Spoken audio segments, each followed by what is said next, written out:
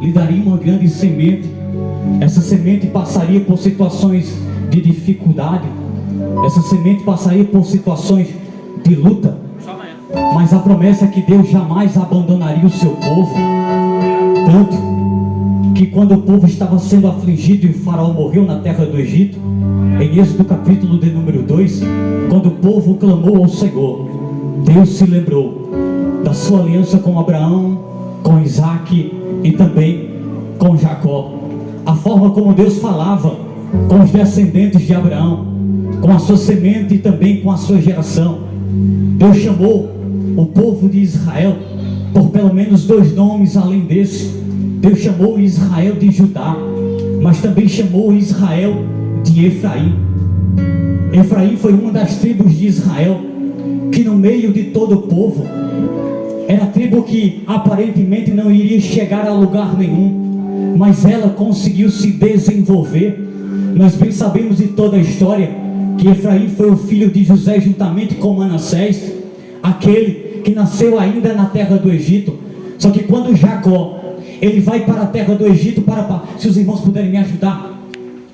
Só que quando Jacó ele vai para a terra do Egito para encerrar sua caminhada, findar a sua trajetória, ele passa 17 anos ainda vivo na terra do Egito. O escritor da carta aos Hebreus capítulo 11 diz que pela fé Jacó abençoou os filhos de José, um homem que não tinha esperança nem de ver o seu filho, já que a notícia que foi trazida a respeito do seu filho é que ele estava morto. Mas em tudo o pai guardava em seu coração. Um homem que não tinha esperança de ver o seu filho vivo abençoou os filhos dos seus filhos.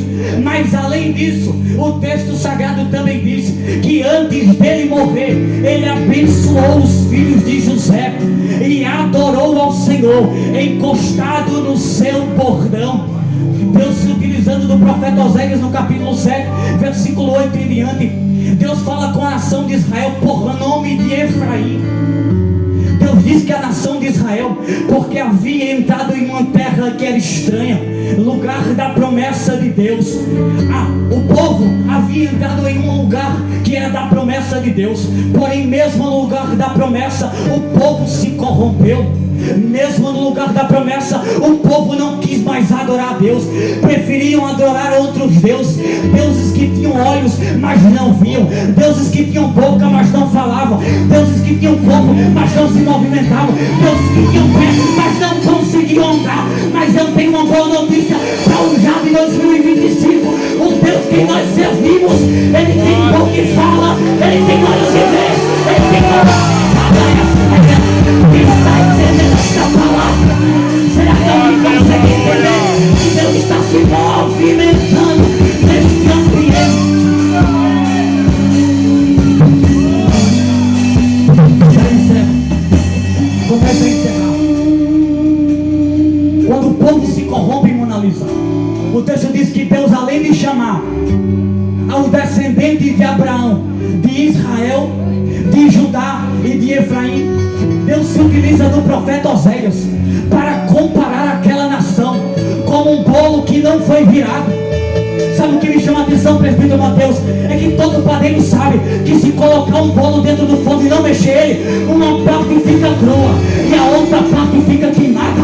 Nós estamos vivendo uma geração que uma parte é crua e a outra é queimada, mas no meio dessa geração de cruz e queimada, uma geração que ainda tem lenha, é uma geração que não se vê, é uma geração que não negocia os seus valores e que tem lenha queimando sobre o altar.